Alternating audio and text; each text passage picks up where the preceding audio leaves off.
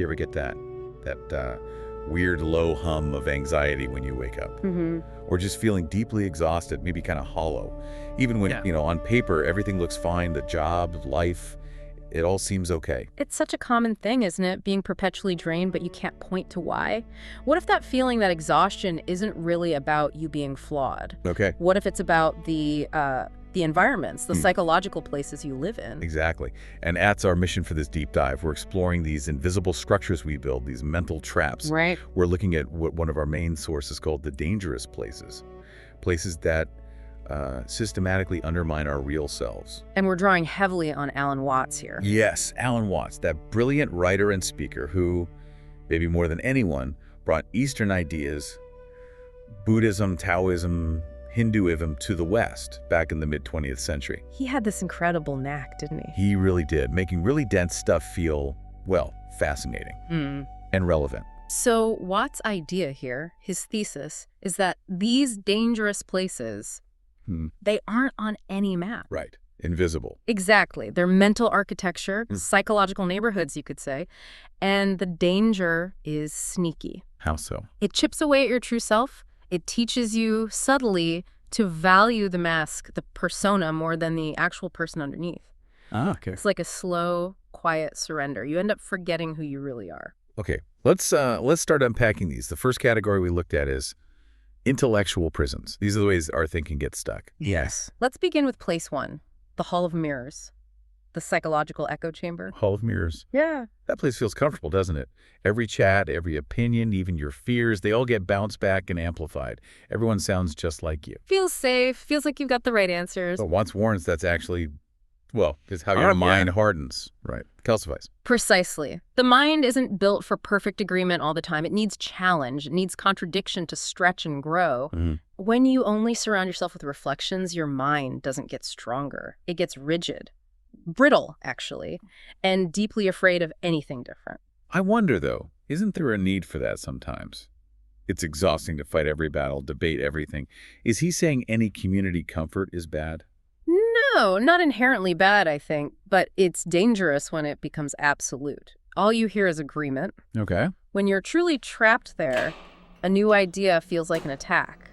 Questioning core beliefs. That feels like you're dying, psychologically. Wow. You stop actually thinking. You just repeat. You echo the group. The individual kind of shrinks, becomes totally reliant on the group for what's real. So the way out, it's deliberate discomfort. That's the idea. Seek out voices that genuinely disturb you. Not necessarily to argue, but just to feel your mind stretch again. To remember what it's like to not know everything. Exactly. Which leads us nicely to a related prison. Place two, the storm of noise. Okay. If the Hall of Mirrors is about avoiding external difference, this one's about avoiding internal silence. Ah, the constant buzz. That obsessive need for information, stimulation, demands, filling every quiet moment. Right. Reading 3 newspapers a day, like that example Watts used. Or endless scrolling now, maybe.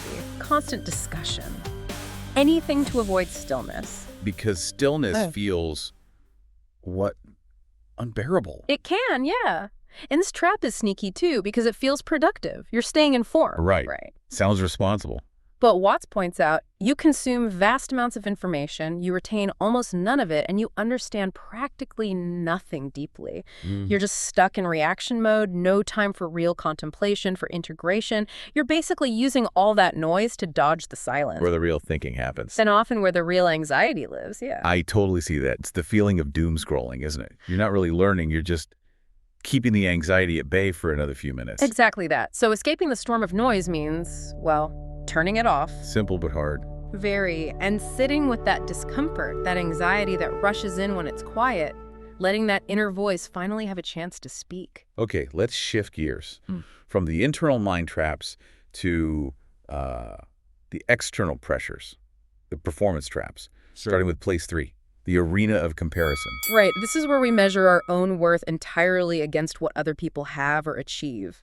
Their status, their stuff, their accomplishments. And it masquerades as ambition, right? As motivation. It does, very cleverly. But the result is, well, it's brutal. Nothing you do is ever enough. Someone else is always faster, better, more successful. So every win feels hollow Because the measure isn't internal satisfaction, it's just your rank compared to others. Watts had that great example, didn't he? The woman who got a promotion but felt zero joy. Yeah, because a colleague got an even higher position just after. She just gave away her power to feel good about her own achievement. Exactly. She handed her sense of worth over to this imaginary race, a race with no actual finish line.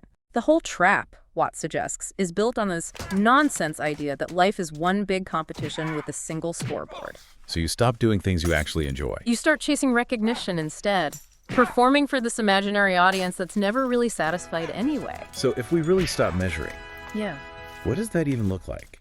Can adults really play without keeping score, like kids do?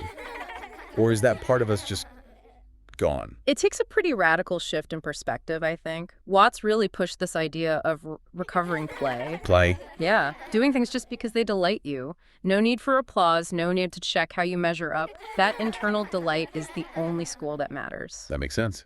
And it flows right into the next one. Place 4, the theater of masks.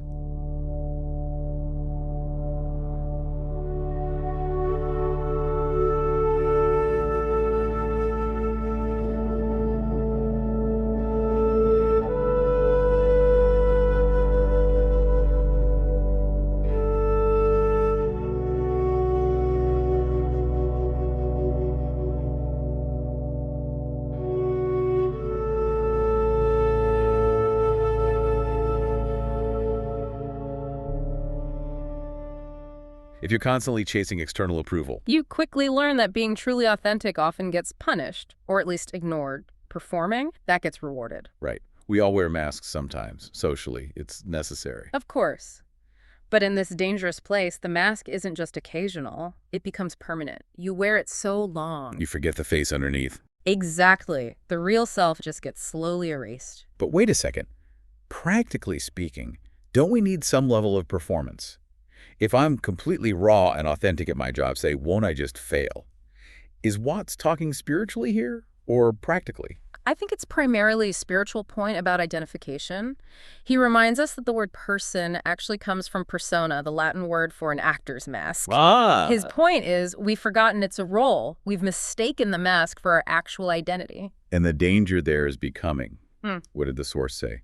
A hollow performance. Yeah, or a walking costume with no one inside. It's utterly exhausting. Constantly calculating every interaction. Right. And the terrible irony is the mask creates the very isolation you were trying to avoid. Empty relationships, approval that doesn't actually touch you. Because they're approving the mask, not you. Exactly. So the way out requires real courage. You have to consciously start taking the mask off bit by bit. And accept that some people won't like it? Yes, Yeah. Some people prefer the performance, letting them go. Right. That's actually part of the liberation. Okay, let's go deeper now into the internal wounds, the hidden stuff. Starting with place 5, the room of silence, the toxic kind of silence. This is where we bury feelings, where needs and pain get stuffed down to keep a false sense of peace. Don't rouse the boat. Precisely. Often learned in families, maybe workplaces too, where expressing real feelings is seen as inconvenient, disruptive. But those feelings don't just vanish, do they? Not at all. They build up in the body, in the nervous system. Psychologists have a term for it, right? Somatization. Yeah, the body keeps the score. All those buried wounds turn into unexplained anxiety, maybe chronic pain, depression. It basically trains you to tolerate being hurt instead of healing or addressing what's actually wrong. I remember reading the Watts material about that family. They prided themselves on never fighting. Oh, right. But underneath, everyone felt totally alone. And many were chronically unwell. They traded real connection for this fragile, false peace. So the escape is breaking that silence. Gently, maybe, but firmly, saying what hurts, I need help. Or, this isn't working for me. Risking the fake peace for a shot at something real. Which brings us to the deepest level, maybe. Place 6, the basement of shadows. The basement of shadows. This is that internal space. Carl Jung called it the shadow. It's where we lock away all the parts of ourselves we deem unacceptable. Shame, painful memories, qualities we don't like. Right. Anger, fear, envy, all the stuff we reject. We push it down thinking we're being good or strong or responsible. But the philosophy here warns that what you bury doesn't die. It just gains power unconsciously. How so? Sabotaging things. Yeah, sabotaging success, relationships, or leading to these sudden explosive reactions that seem to come out of nowhere. Like that example. the man who hated his father's anger. Yes, he locked his own anger away so tightly. And then found himself raging at his own kids, unpredictably. Exactly. A Watts said something like, what you reject goes underground and starts running your life from down there. But it's not all bad down there, is it? The source mentioned hidden potential, too. That's crucial. This basement isn't just a waste dump. It holds incredible energy, vitality, creativity, power. So buried anger could become What? passionate advocacy. Right. Or hidden sadness could fuel deep empathy. It's raw energy that needs to be integrated, not just rejected. So the way out isn't to defeat the shadow, but to integrate it. Yes. Descend into that basement with curiosity, not with judgment or fear. Acknowledge it. Okay, yeah, this anger, this fear, Yeah. this is also part of me. And in that owning of it, the shadow starts to lose its secret power over you. You become more whole. Okay, that leads us to the final place, the cumulative one.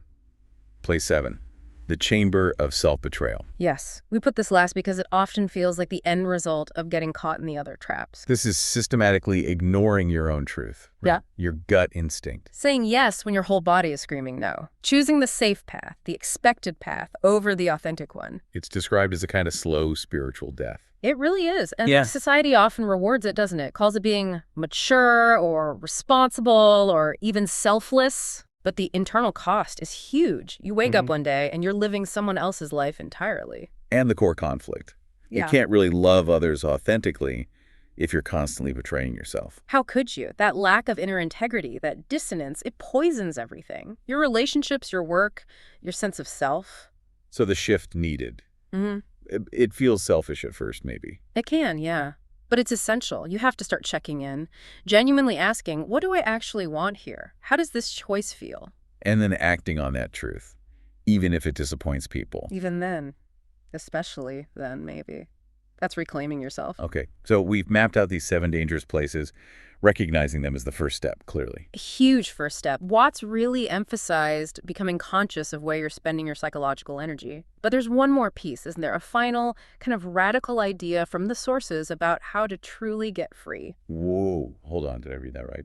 The sources suggest that forgiveness is a deception, a trap. That seems huge. What does that mean? It's definitely a mind bender, and it's central to that non-dual perspective Watts was so good at explaining. True liberation, in this view, doesn't come from forgiving someone. Okay. Because forgiveness still implies 2 separate entities, the one who wronged and the one who was wronged. It keeps that separation alive. So, what's the alternative, if not forgiveness? Comprehension. Profound understanding. Okay, explain comprehension in this context, for someone just hearing this. It means seeing beyond me versus them. Beyond good versus bad. It's the deep insight that realizes, you and the other person, you're both expressions of the same consciousness, the same field. So the offense, the damage, it wasn't fundamentally real in that ultimate sense. It was part of a necessary lesson, a mirror. Exactly. You see the whole interaction, even the painful ones, as part of a larger pattern, a shared experience necessary for growth or understanding. From that perspective, there was no ultimate crime committed against your essential self. Wow, okay. So if you comprehended that deeply, Right. the need for guilt and the need for forgiveness, they just dissolve. Precisely. They become unnecessary concepts. Traps of the ego, Watts might say, designed to keep the drama of separation going. The mind needs to forgive. The soul, or consciousness, just understands. That shifts everything. It's not about letting someone off the hook. It's about seeing the hook was part of a larger illusion. You got it. It frees you from that whole cycle. Yeah. It moves the focus from the wound itself to the lesson, the expansion that came from it.